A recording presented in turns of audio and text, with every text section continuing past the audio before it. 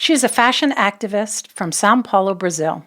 She knows how to cut a condom in more than 200 different ways, and she's got art exhibits all over the world. And she does it all in the name of love. This is Adriana Bertini. Welcome to Sippin' On Stories, where we take you into the lives of diverse and unique change makers who turn anxiety, fear, and passion into powerful recipes for success. Good stories build insightful connections, but great stories, now, that's something special. Today's story is one of those stories.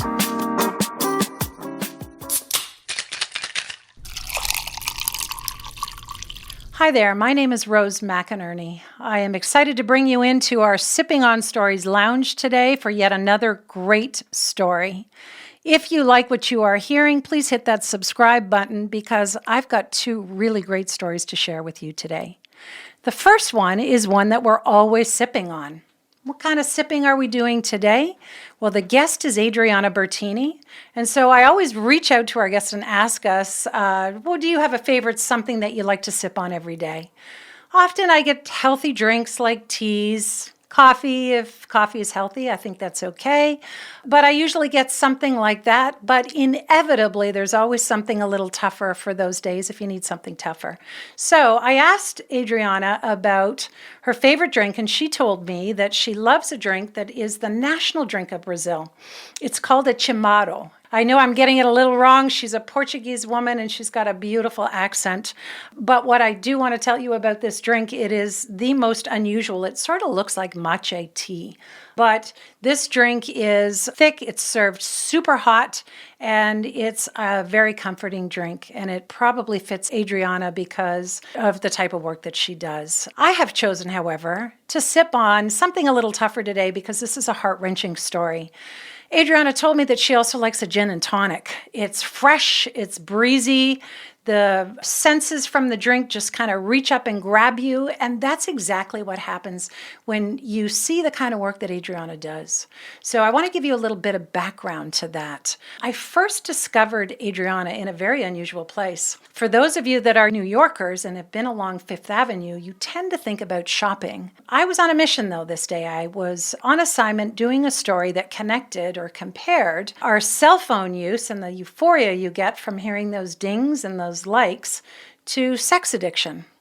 And so there I was going into the Museum of Sex, sort of holding my head down maybe a little bit, looking around for whatever that inspiration was going to be for me to tie some interesting metaphors together. And I happened to stumble onto this exhibit that had this gorgeous eggplant colored dress. For those of you that don't know what eggplant is, it's kind of like the vegetable. It's this deep, rich purple color. And so I saw this dress underneath a windowsill, and when I moved closer to it, I recognized that it was a compilation of different things, and it turned out it was all made of condoms. I didn't know at the time just how labor-intensive a work of art like this is. And it turns out that Adriana has quite a few of these dresses exhibited there. So, of course, you want to ask the question, who makes a dress out of condoms? Why would you do that?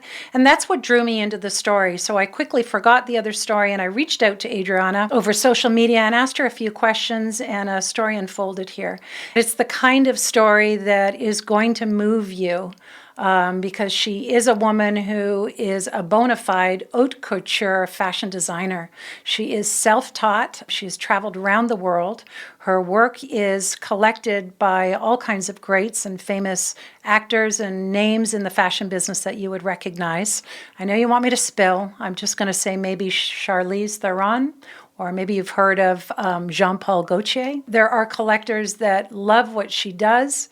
And I think they're equally enthralled, not just with the artistry, because the work is a collection of colors that are so rich and vibrant and unusual patterns that take endless hours to make. But it's the story behind it.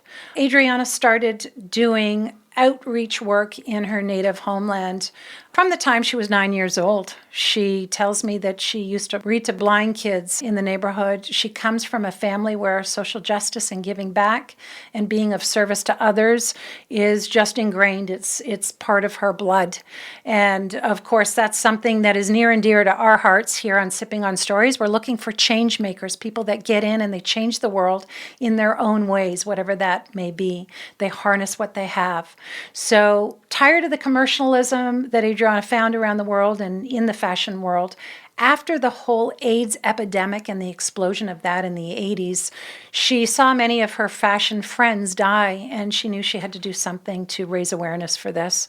So she spent 6 long years coming up with the concept. There was nothing like it. And we all know when you look at beautiful or amazing fashion designers like Coco Chanel, the epitome of an amazing, brilliant mind in the design world is someone that you want to copy. And I think that that's happened with what Adriana does. Essentially, she uses her art, and she calls it art activism. So she works with condoms and creates these amazing designs, and then she takes the show on the road and exhibits those. But more recently, over the last decade, she spent more time ingrained in San Paulo and working with kids there. She does some outreach around the world where the UN has invited her on to teach and to do the workshops that draw attention to her art activism. But what's truly, truly compelling for me is at a time, as we all know, with COVID and the economic disparity in the world and racial tensions, and the world feels like it's in a state of chaos. Here is a woman, Adriana, with the potential to make money some other way, and instead she chooses every day to go out into the streets and to sit in the squares and to reach out and to just talk to the kids that she's gotten to know and the young adults. Many of them are members of the LGBTQ community. They are a lot of kids that suffer from homelessness. They don't have food to eat. And of course, as you can imagine, many of these kids, if they are involved in sexual activity or they've been part of the sex trade and traded, they're extremely vulnerable to AIDS. And so having a condom, as we know, is one way to put a stop on that, or at least to hate to use the phrase, put a cap on that.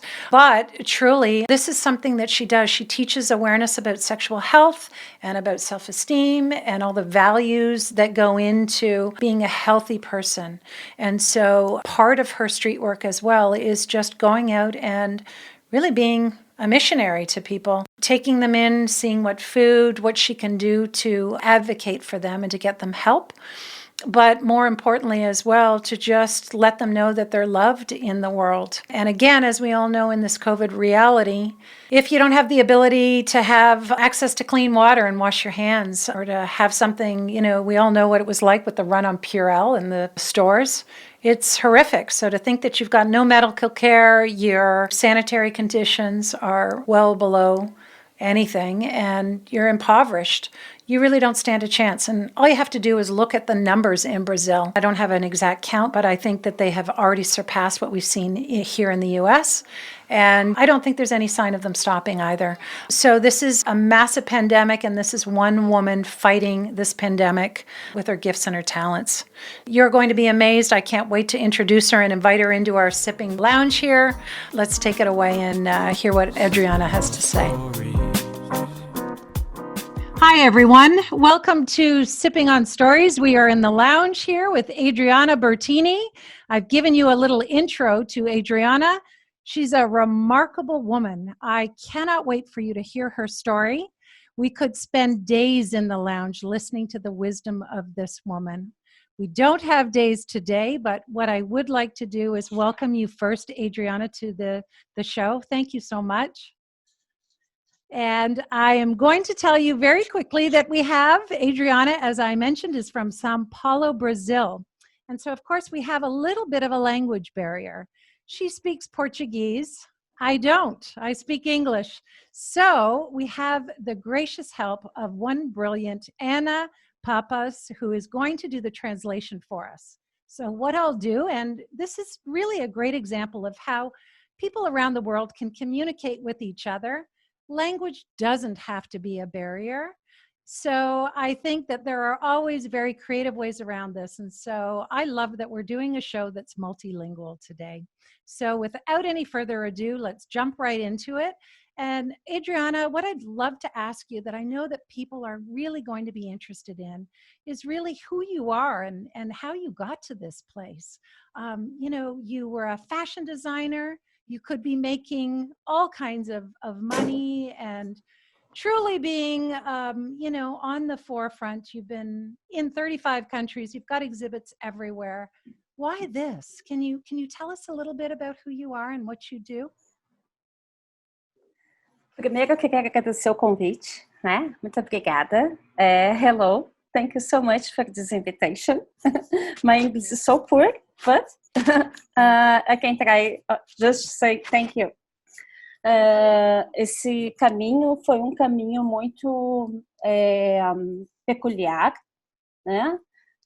Eu sempre estive próxima a projetos sociais desde pequena e sempre me interessou muito as questões sociais relacionadas às artes. She's saying she had a very peculiar start. Since childhood, she was very involved in social work, and she always been involved with social work related to art. Okay. And then that was her beginning trajectory. Right. So and that speaks to your work, her social activism through art. You're right. Desde pequena, eu sempre fiz trabalho voluntário, né?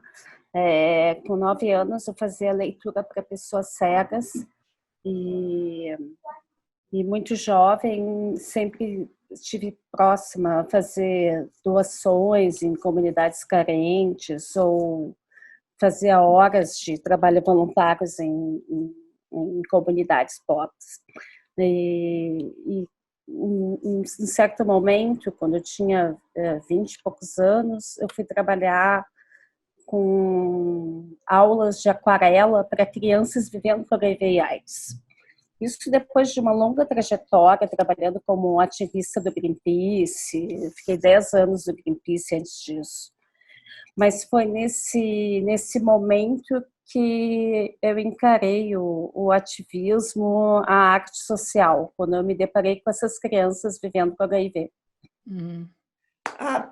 Her life with art and activism started very, very young. When she was 9 years old, she did a lot of work, voluntary work. She mentioned at age 9, she would read for blind people. Oh gosh. Wow. And she had a tragic trajectory from the age of 9, and then when her 20s, she started working with kids, HIV positive. Okay. And through art and dealing with those kids, she started what she's doing right now. But she's been doing this since she was 9 years old. All these weekends and all those projects she did with blind people, kids with different backgrounds, socioeconomic backgrounds, mm-hmm. And that's what she's right now. Oh, wow. So I know that you've caught the attention of very many famous people in what you've done too, Adriana. Your work, and we'll share pictures of your work on our Sipping on Stories website, but it's phenomenal. They are dresses and costumes and very elaborate, complex things that only a fashion designer could do, I think.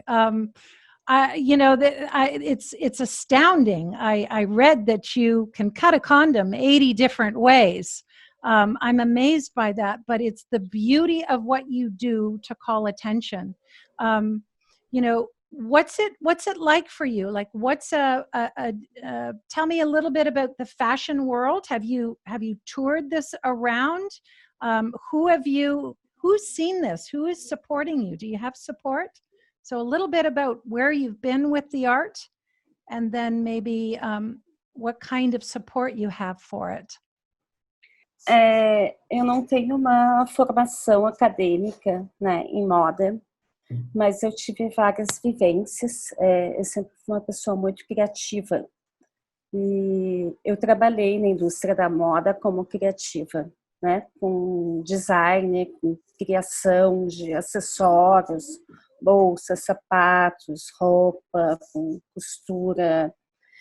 E eu usei dessas técnicas para desenvolver técnicas próprias nos figurinos que eu crio.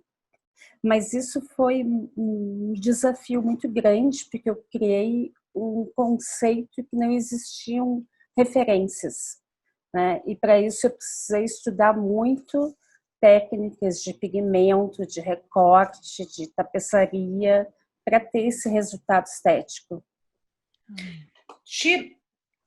Adriana did not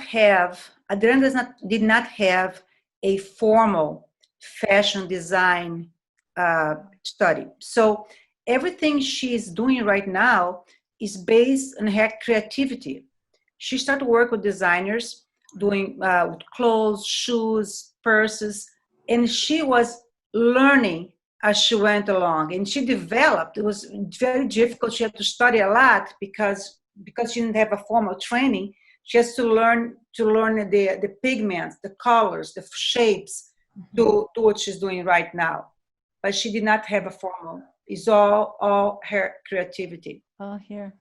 Eu diria que eu tenho um processo criativo um pouco obsessivo, né? Eu imagino um produto, um objeto, e eu quero ver aquilo acontecer, e nesse processo de transformar o preservativo em objetos de arte, eu fiquei uns 6 anos pesquisando todos os tipos de pigmentos e colas possíveis e imaginários para poder dar aquele resultado.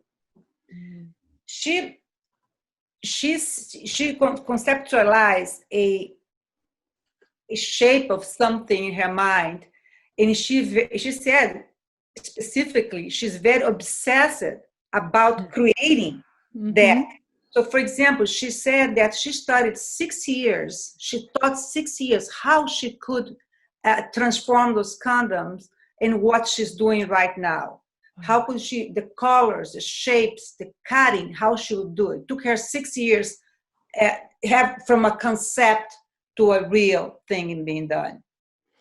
Boy, talk about perseverance. That's Isso é um processo constante. Eu não parei de estudar isso, né? Eu estou sempre descobrindo técnicas novas, porque não é uma arte que existe, né? Foi um conceito criado. Hoje tem muita gente que me segue, tem muita gente que faz o Condom Couture, né? Mas não com essas técnicas de pigmentação, de colagem, de costura, com essas técnicas específicas, né? Esse estudo tão minucioso, né? She saying that was detailed, very, very detailed study she did for 6 years, because to put those condoms together, there's a technique of cutting, gluing, and sewing them together. And that is a form of art which did not exist before. No. She created. However, there's a lot of people, can I say copying? Yes. Did? I don't know if there's a right term, copying, but she created that. It was not there. So it's a very, very fine technique to place those beautiful things she does together. Hoje eu diria que eu tenho umas 150 formas de colagem, né? Eu consigo recortar um preservativo mais ou menos com umas 200 formas de recorte. Né? As técnicas vão se multiplicando, né? Entre crochê, tricô, tapeçaria, estamparia, colagem, macramê. What she said was interesting. Interestingly, there are 200 ways to cut those condoms. 200. Oh, I thought it was 80. And there 200. and, Kidding me? and there are 150 ways to glue them. So Yeah. it's everything she does, this informed tapestry, and everything she said involves a technique that she developed. It sounds like it's almost a science, and I want Adriana, I want you to know that Coco Chanel said the highest compliment you can pay to another designer, another artist, is to have someone copy you. Yeah. So this is very true. I had never seen anything like it. They're beautiful. First of all, besides the fact that they're condoms, they're beautiful to look at. And then the pictures with the models wearing the dresses, did you fit those to the models? They're incredible. Did she design these dresses and make them so that the models could get in and out, or are they just to put on the models? Eu geralmente não desenho, eu não sei desenhar. Eu sei recortar.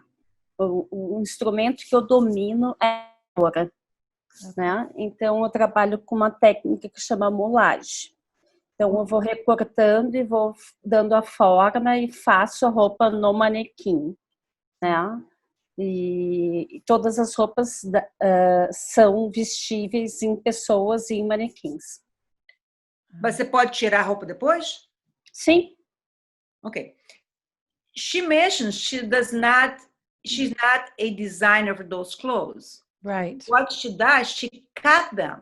Yes. So the clothes are made, they're cut such a way that fits perfectly in the model. But the model can remove their clothes and put it back on. That's what you ask her, right? Yes, and I understand they're to draw attention to her mission, and the mission of, and that's where I'd like to go with this. I mean, they are so beautiful and startling that they make a huge statement. When someone sees and then learns they're made out of condoms, you want to know why. So, what is the why? What's Adriana's mission? Why put these on the models to draw attention? What does she want people to see when they see how she's created these works of art? Acho que a primeira mensagem é a quebra de tabu, de estigma, né? Que o preservativo tem que ser tão básico quanto um jeans e tão necessário quanto um grande amor, né? A segunda mensagem é que a gente tem que naturalizar o preservativo, né? E que ele tem que ser usado e despido de criminalização. Okay. The first thing when somebody sees the condom is to break a stigma of the condom. And a segunda mensagem of her art is to project the condom to be so natural. Okay. It's honestly, and it certainly breaks the stigma. So maybe we can talk about what that stigma is and go a little deeper into the mission. What is it that Adriana teaches? I know that she goes out into the streets and she works with youth and young people and members of the transgender and the LGBTQ, and you reach out and you have a message by inviting people in to learn about what you do. But what do you want them to learn? What do you want them to know? Então, Primeiro, assim, com essas pessoas que eu estou trabalhando, as pessoas trans, é um projeto emergencial, que são pessoas afetadas pelo Covid, né? É um projeto que chama Projeto Balaio, é um projeto humanitário, né? Então, é assistência básica, é o mínimo que a gente pode dar, que é alimentação, dignidade, né? Que é o mínimo que hoje elas não têm para sobreviver. Daí, assim, não é uma mensagem, sim, nesse momento emergencial que o Brasil está passando. Aguarde um momento. SCPC disse SCPC urgente. Parceria SCPC e crédito. It's just life calling. It's okay. Desculpa. Yeah. Deu para entender, Ana? Yeah. One thing that very important that Adriana mentioned Yes. is the work on the trans at this time in Brazil is much more than a message she's trying to pass. Okay. At this point, it's like an emergent work she's doing. Okay. Thus, especially this time in Brazil, with the COVID being such high numbers that you're having right now. Mm-hmm. Those trans individuals, they don't have food, they don't have the dignity, and that's what she's trying to do right now, creating a project called Projeto Balaio. Projeto Balaio. Balaio, Balaio. And this project is as I said, is a humanitarian project, and trying to reach for these people in times of crisis. I mean, the whole world is in crisis, but Brazil, you are ahead of everybody. Mm-hmm, mm-hmm. Yes, more than the U.S., smaller. Yes, terrible. Claro que a parte, toda essa questão emergencial de alimentação, produto de higiene, limpeza, vale gás, né? A gente promove a prevenção ao HIV, a adesão ao tratamento antirretroviral e a saúde sexual reprodutiva, né? Isso aí está no pacote, né? Mas, nesse momento, a essência do projeto é dar esse mínimo para que elas consigam continuar sobrevivendo, né? Com um pouco de dignidade e dando o que é o essencial nesse momento, que é o acolhimento, né? A escuta. That's a long one, Anna. Can you do that one? Yeah, that one is long, but it's very deep. Yes, I can see, I know you're going to answer this, but I can see how deeply Adriana feels, and that this is not a cause or a mission or anything, that this is with great love that she is doing the work that she does. It is love. Exactly. It's just, can you imagine in a country where you have millions and millions of people with COVID, and there's a segment of the society who does not have the basics to go through, like wash your hands or have the gel to wash the alcohol. All those things is not available for them. Right. And she's trying also somebody to listen to all those problems these people have. So at this point, what she's doing, also those people, I'm sorry, I forgot to mention, they're HIV people. Yes. And, they are out of the medical care at this point because the hospitals are in crowded people with COVID. So also Adriana mentioned something that I think I saw in her videos, she does a great job listening to these people, listen to their problems, and give to them basic dignity, food, and the essential things to go through this pandemic. Às vezes é mais importante você estar presente 5, 10 minutos com aquela pessoa do que até dar a comida.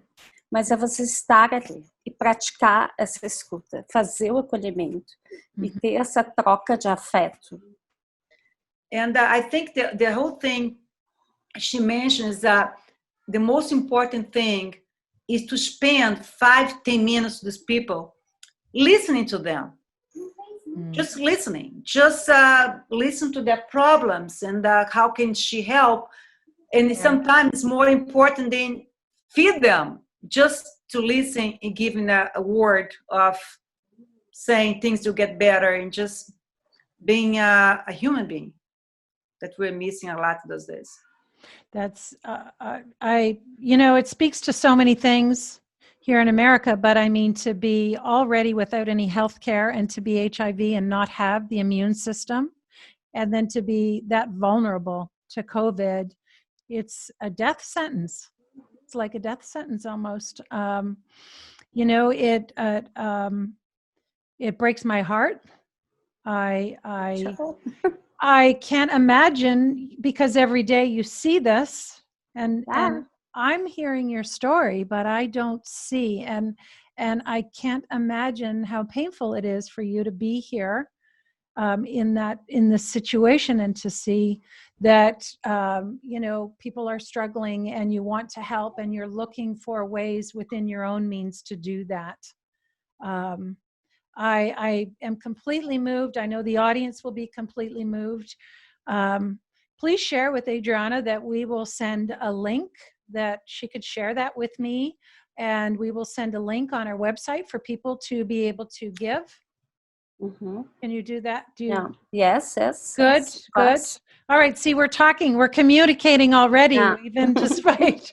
She's pretty. Yes. It's not good. easy. She's very. It's not easy. This is making me so sad. Yes. And back to home, I am listening around 100 people a week. 100 people a week. Yeah. I don't know if you mind me sharing this. I know you've experienced this on a very personal level too, haven't you? The challenges are, and we've got everyday life, and we're just trying to live and love and raise a family and have a good life. And I hear you are a warrior.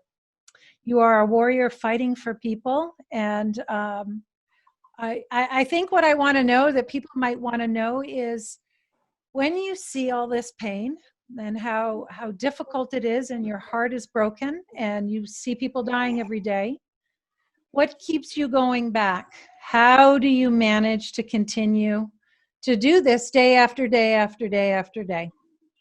What keeps you going?